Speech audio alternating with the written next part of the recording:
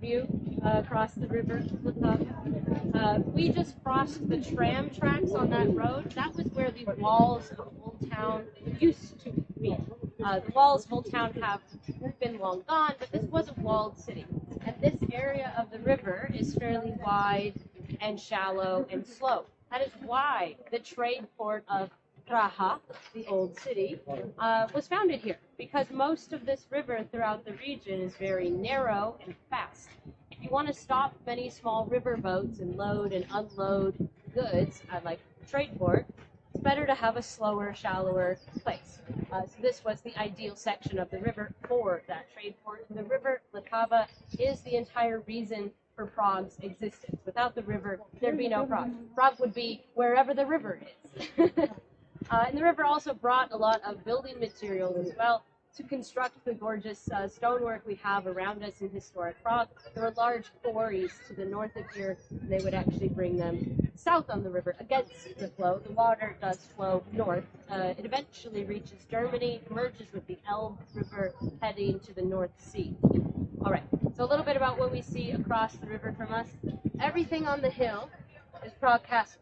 Now, Prague Castle was established in the 12th century, the 1100s. It was established on that big, tall hill because it's excellent natural defenses. My castles are typically on the big, tall hill. Now, a lot of the castle has changed from the 12th century. The castle has been the same seat of political power over the region of Bohemia for 1,200 years. It was throughout the years of the Kingdom of Bohemia, throughout the years of the Holy Roman Empire and the Austrian Empire and the Austro-Hungarian Empire. Then it was a regional seat of power over just the region of Bohemia. At some points, it was actually made the capital of the empire, but not throughout the entire historic period, just on and off again. And it is today the seat of power over the Czech Republic. The Czech president has his offices up there. Now, one question I'm often asked is, which one is the castle of all of them? Everything up there. So like a university campus. When you go to the university, all the buildings are the university. It's not just one of them. And it's more than a physical space. It's also an institution. This is the same idea. 70,000 square meters. Gardens, grounds, palaces, churches, the cathedral in the center of the castle definitely stands out. All of it is the Prague Castle complex.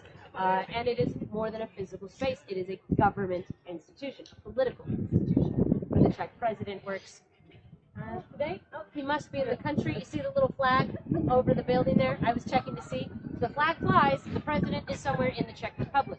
If the flag is not there, then he's traveling abroad. What is the flag? It's on the edge of the palace there, right right. there, on the top of the Co building. smrli. You see? Co smíš robit na Now I see. Yeah, all of that is Prague Castle. One thing you'll notice, we're going to travel back in time to the 1340s. 1342. In 1342, the castle was already established, but it will look different. One thing that's the same, however, are the two white towers you see there. That's the Basilica of St. George. It's been there for over 1,000 years. It's pretty incredible. Now, the other thing that will stand out when we travel back in time is, of course, the bridge. This here is Charles Bridge, built about started construction about 15 years after where we're going. We're going back in time to before Charles Bridge. Across the river is the neighborhood of Littletown, Malá. So, now I've just set the scene a little bit. Now you guys can take out your headsets before we go back in time. Everyone can see the walls of Old Town in front of you. So this was the defensive wall of the city. And if you turn around, you can see the view of the river. Feel the wind on your face. The weather today is a little different. It's a stormy summer day. So if you face the river, you can see across the river the hill where Prague Castle sits. It's going to look quite different than it did in 2024. You will also see the bridge.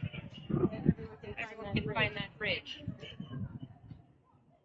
The bridge you're seeing here is not the Charles Bridge, but the Judith Bridge. Judith Bridge was built in the late 13th century, and it was damaged in floods in the early 14th century.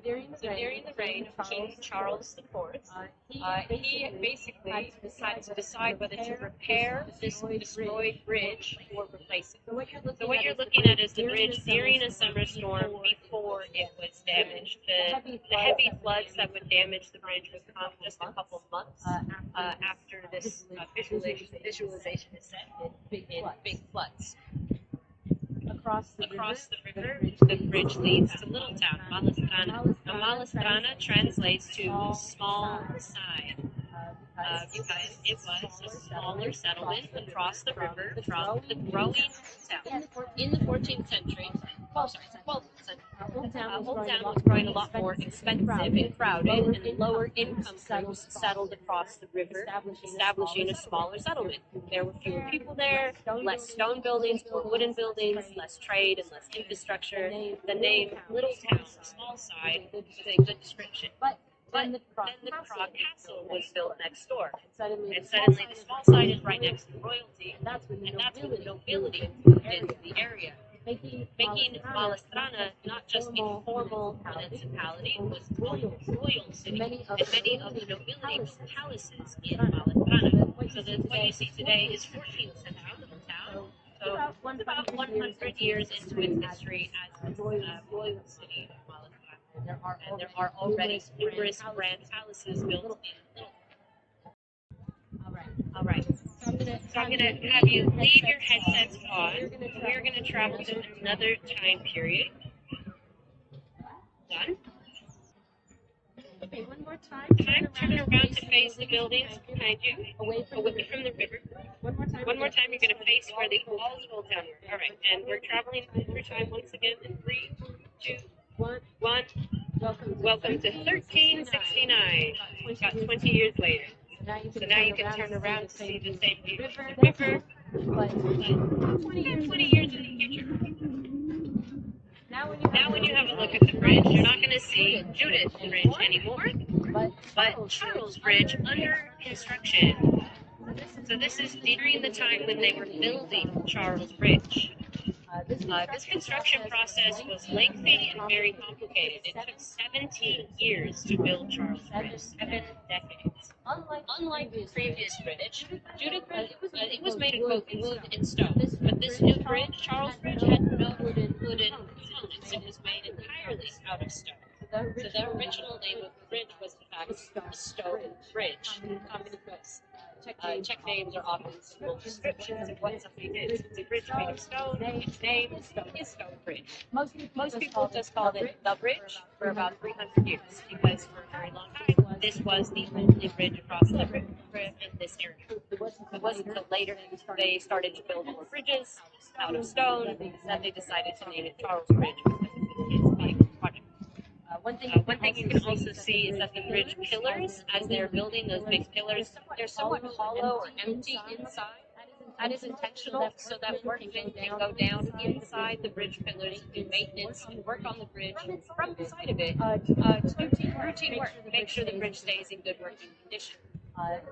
These bridge pillars are also pointed, so when there is a flood and debris comes down the river like big tree branches, instead of flowing onto the bridge and getting stuck on the archway, creating a dam, building up pressure, the pieces of tree branches and the pieces of wood will hit the pointed pillar and then turn to go through the arch. It's a simple feature, but also quite clever, and it really did help this withstand floods throughout the centuries. Also, they are ice breakers. They're pointed to break up bits of ice moving down the river. That has not been an issue in the modern era, though.